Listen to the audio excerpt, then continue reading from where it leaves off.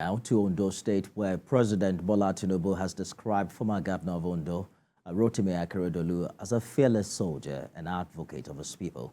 The president, who was represented by the Vice President Kashim Shettima, spoke at the burial service held for the late senior advocate of Nigeria at the St. Andrew's Cathedral Church, Owo.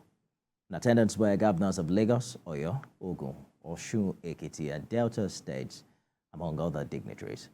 Aiyedatiwa reports. It is the end of an era. The final journey to the great beyond for former governor of Ondo State, Rotimi Akeredolu. The large turnout of dignitaries from all walks of life for the final burial service for the man popularly known as Aketi attests to his stature as an accomplished politician and legal icon. In his speech laced with words of grief and admiration, President Bola Tinubu commended the late Akeredolu's indomitable legacy of national service. Represented by Vice President Kashim Shettima, President Tinubu traced his journey from being a distinguished legal practitioner to his pivotal role as the governor of Ondo State. He commended his vast intelligence and profound impact of his leadership. Today we bid final farewell to a remarkable soul whose final station was as the governor of Ondo State, Arakorin Oluwarotimi Odunayo Akeredolu, SANCON. A man who in the theater of life stood as a fearless soldier for his people. A man who was unflinching in his dedication to their well-being. A man whose legacy is etched in the battles he fought on behalf of the people, leaving an indelible footprint on the sands of our shared history. Forged in the workshop of a noble profession, the legal profession, whose members he got to lead, and whose highest honor he was privileged to acquire. In his message, the Anglican Bishop of Akeredolu Diocese, Most Reverend Blessing Aiyedatiwa, described the former governor as a courageous leader and dogged fighter. Forget that when we leave this world, we go with nothing. Revelation chapter 14 verse 13 says, the only thing we will be remembered for is our works, good or bad. And the word of God says in 1 Timothy chapter 6 verse 7, we brought nothing into this world, and it is certain we carry nothing out. Different words. On his part, Governor Lucky Aiyedatiwa extolled the virtues of his former boss, stressing that the legacy he left behind remains evergreen. A courageous leader, a fighter, a warrior, with integrity. How can we forget him so soon? It is not possible, because he lives on in our hearts, not just the immediate family. All of us that at one time or the other had interaction with him. How can those state people forget him so easily?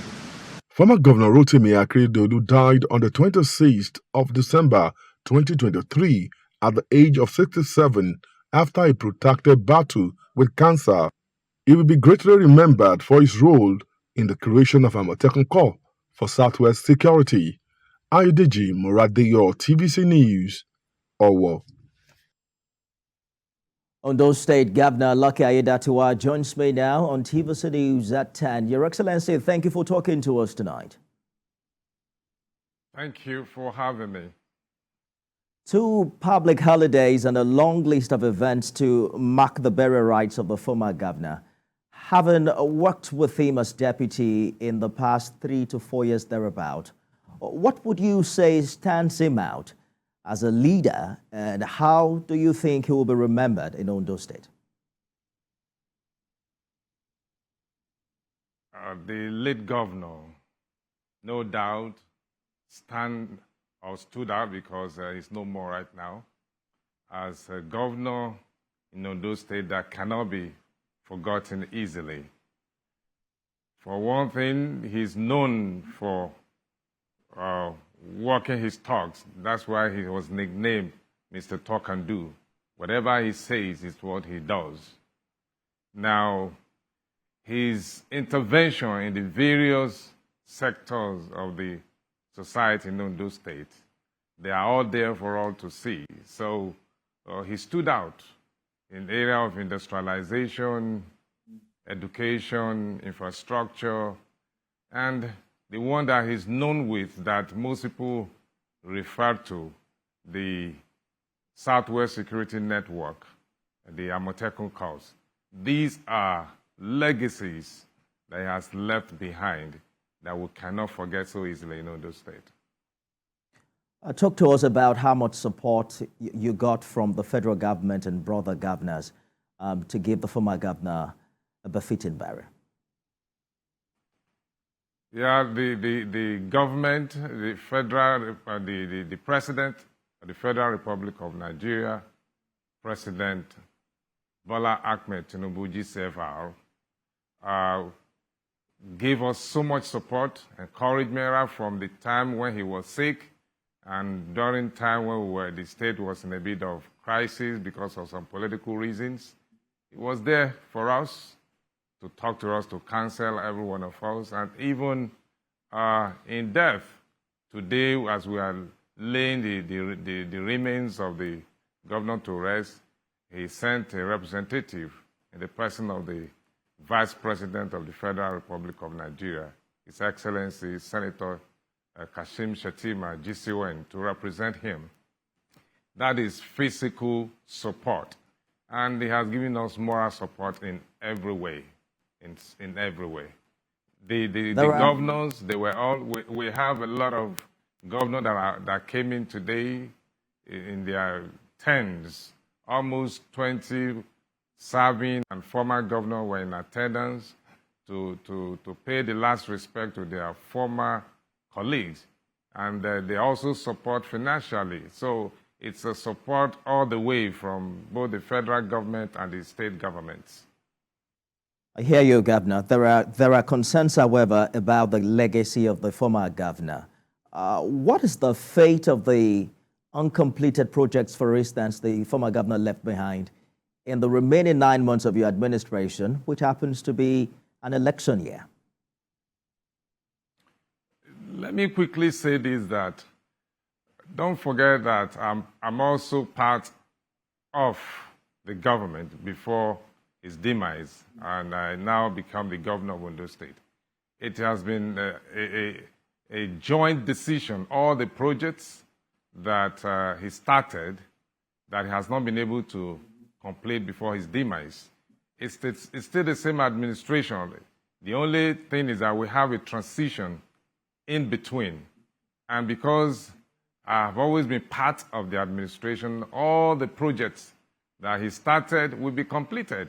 In fact, the moment I assumed office as the governor of Ondo State, I gave instruction that all contractors must move back to site immediately, and their payments were being paid. You know, so all the jobs will be completed, and even those one he envisioned that he has not started, that I'm aware of, we will start them and we'll complete them. Yes. All right. So your relationship with Akeredolu became rocky late last year. You know, there was an impeachment attempt by lawmakers' lawyer to him. And like you said, we saw the president intervene. There were reports in October last year that your apology to him was rejected amidst the political crisis in the state. Did you have the opportunity to make peace and have your differences resolved before he died? Let me put this straight for the record's sake. I never had an issue with my former principal, the governor. There was no time we had a face-off. There was no time we had an issue that we demand that I have to make up with him. All that were being pushed out at the time were basically political. They were all falsehood and insinuation. It's all because election was coming and because the governor was very sick and a lot of, intrigues, were at play at the time. So there was no time we had an issue that I need to resolve with him in terms of crisis. So all that you saw at the time was basically political. It was driven by ambition of few people who knew that, there's going to be transition very soon, and because the governor was sick, and I was at advantage as his deputy, so all kinds of stuff have been pushed out. So that was what happened.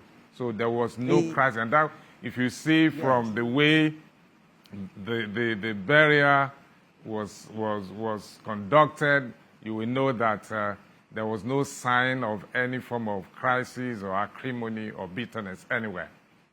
The political dusts apparently are yet to settle. Just last week, 6 out of the 8 members of the APC in the House of Reps from Ondo wrote an open letter to the president accusing you of disregarding the party and its hierarchy since you... 5 members, not 6.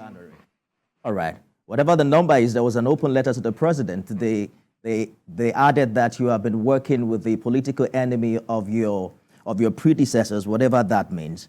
But how do you react to this letter? You see, well, everybody is entitled to his or her own opinion. That is just an opinion of some people that are also driven by ambition.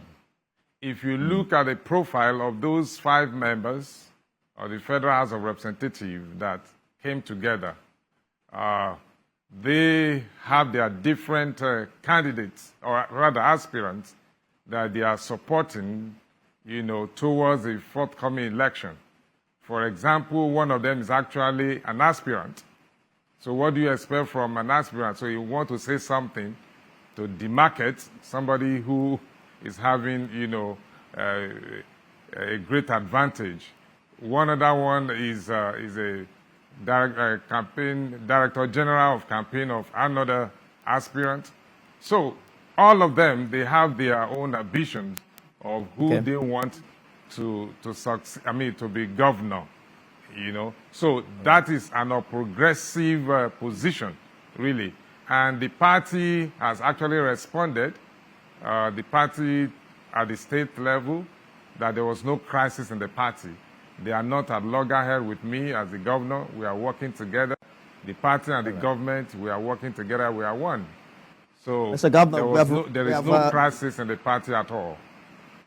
We have completely run out of time. But just before we go, you have been widely rumored to be interested to run in the November governorship election. Will you be seeking the APC ticket in April? Definitely, I will be running because I'm already a sitting governor. And let me say this, that nobody wants to be governor for 1 year. Come on. Give me what the Constitution, allows me to do. At least let me have a chance of also running for one more time, as it were. Akeredolu has been buried now. Perhaps we'll get some more exclusive conversations with you on our programs here on TVC. I've been speaking with the Executive Governor of Ondo State, Governor Aiyedatiwa. Thank you so much for sharing your thoughts with us. It's my pleasure. Thank you.